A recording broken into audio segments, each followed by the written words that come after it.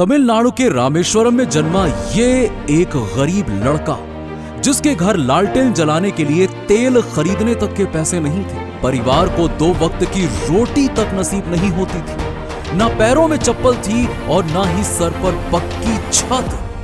बस था तो आसमान में उड़ने का सपना, जिसे उसने समंदर के किनारे बैठकर देखा था। इसी सपने को हकीकत में बनाने के लिए वो रोज सुबह 4 बजे उठकर मीलों पैदल चलकर पास वाले गांव में फ्री की ट्यूशन लेने जाता था और वापस आकर परिवार की आर्थिक सहायता करने के लिए पूरे गांव में अखबार बांटता था। रात के समय पूरे गांव में जहां रोशनी दिख जाए वहां चुपचाप पढ़ने बैठ जाता था। उसी लड़के ने आगे चलकर भारत को अंतरिक्ष में पहुंचा दिया, परमाणु महाशक्ति बना दिया और खुद दुनिया के सबसे बड़े लोकतंत्र का महानायक बन गया।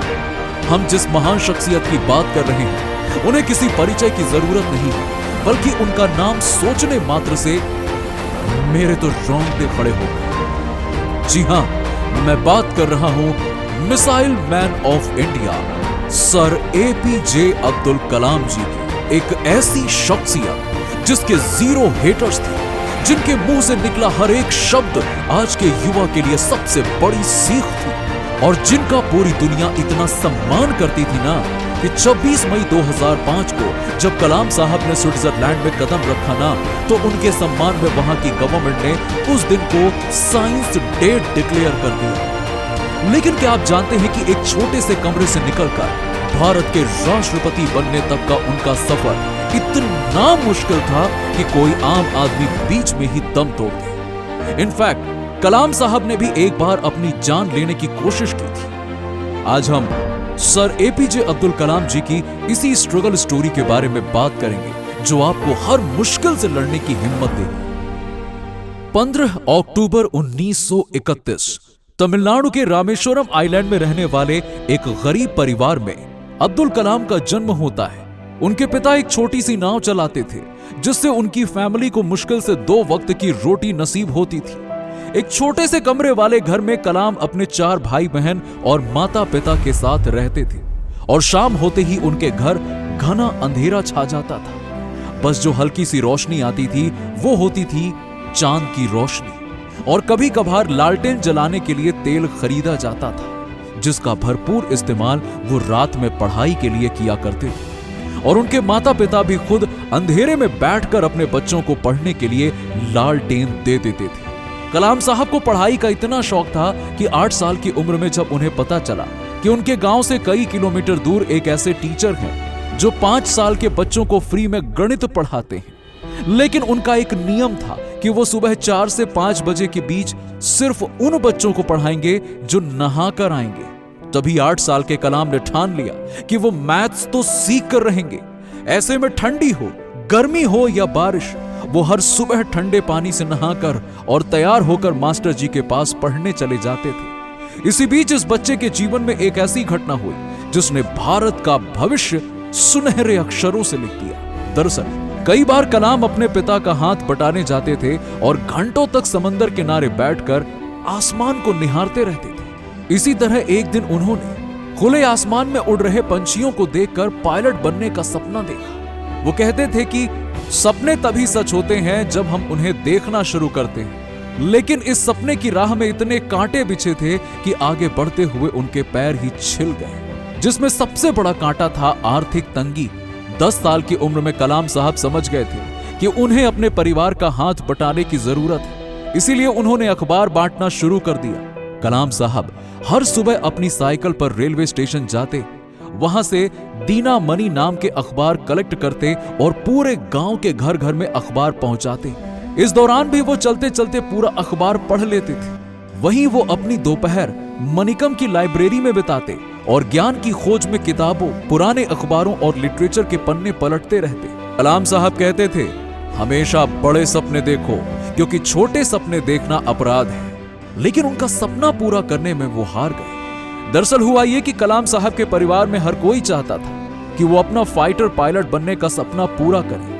इसीलिए 1951 में उन्हें सेंट जोसेफ कॉलेज में एडमिशन दिलाने के लिए उनकी बड़ी बहन ने अपने सोने के कंगन गिरवी रख दिए कलाम साहब ने भी पूरी मेहनत से पढ़ाई की और यहां से फिजिक्स में डिग्री लेकर वो 1955 में मद्रास इंस्टीट्यूट ऑफ टेक्नोलॉजी में एरोस्पेस इंजीनियरिंग करने पहुंचे, जहां वो एक प्रोजेक्ट पर काम कर रहे थे। मगर समय बीता जा रहा था और प्रोजेक्ट खत्म होने का नाम नहीं ले रहा था, जो देखकर एक बार कॉलेज के डीन काफी गुस्सा हो जाते हैं और उन्होंने गुस्से में अब्दुल कलाम जी से कहा कि अगर तुमने 3 दिन में यह प्रोजेक्ट पूरा नहीं किया तो मैं तुम्हारी स्कॉलरशिप कैंसिल कर दूंगा। जिससे वो इतना घबरा गए कि अगले 3 दिन तक उन्होंने बिना रात की नींद दिए दिन रात उस प्रोजेक्ट पर काम किया और उसे कंप्लीट कर दिया। जो देख डीन काफी खुश हुए और उन्होंने कलाम से कहा कि मैं जानता था कि तुम में वो काबिलियत है, लेकिन मैं देखना चाहता था कि तुम में मुश्किल वक्त को सहन करने की क्षमता है या फिर नहीं। और इसी घटना से उन्हें काफी आत्मविश्वास मिला। मगर वो कहते हैं ना, सब कुछ आसानी से मिल जाए तो कोई महान ना बन पाता, और उन्हें महान बनाने के लिए ही कुदरत ने उन्हें ऐसी पटकनी दी जिससे किसी भी आम इंसान की कमर टूट जाए। जी हां, उन्होंने अपने सपनों को पूरा करने के लिए इंडियन एयरफोर्स के एग्जाम दे दी और इंटरव्यू देने देहरादून चले गए। लेकिन बदकिस्मती से वायुसेना में सिर्फ 8 वैकेंसीज थी और कलाम साहब को 9th रैंक मिला और वो अपने सपने को हकीकत बनाने में फेल हो गए। उस वक्त वो नौजवान अपनी आंखों के सामने हर उम्मीद को टूटते हुए देख रहा था। दुख, दर्द और पीड़ा इतनी थी कि उन्हें अपनी जान लेने तक के ख्याल आए। उस वक्त वो उत्तराखंड के ऋषिकेश में चले गए और एक दिन वो गंगा किनारे टहल रहे थे। उस वक्त उनके दिमाग में नदी में कूदने के ख्याल भी घूम रहे थे, मगर तभी उन पर स्वामी शिवानंद की नजर पड़ी। उन्होंने कलाम के पास आकर उनके कंधे पर हाथ रखते हुए पूछा, बेटा क्या हुआ?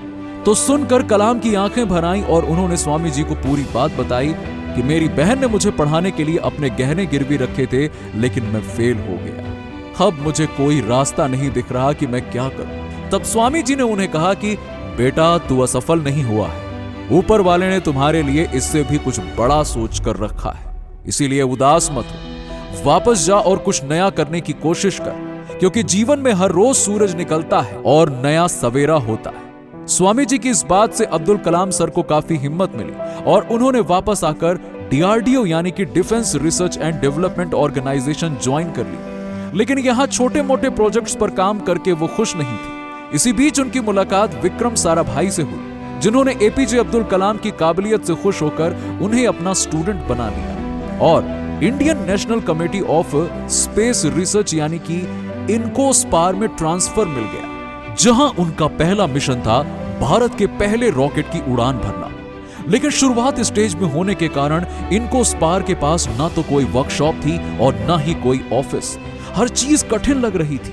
तभी कलाम साहब ने अपनी टीम से कहा, हमें हार नहीं माननी चाहिए और किसी भी चुनौती को हमें हराने का मौका भी नहीं देना चाहिए। जिसके बाद उन्होंने केरल के थुम्बा गांव में एक चर्च को अपना वर्कशॉप बना लिया और वहां के फादर के घर को अपना ऑफिस।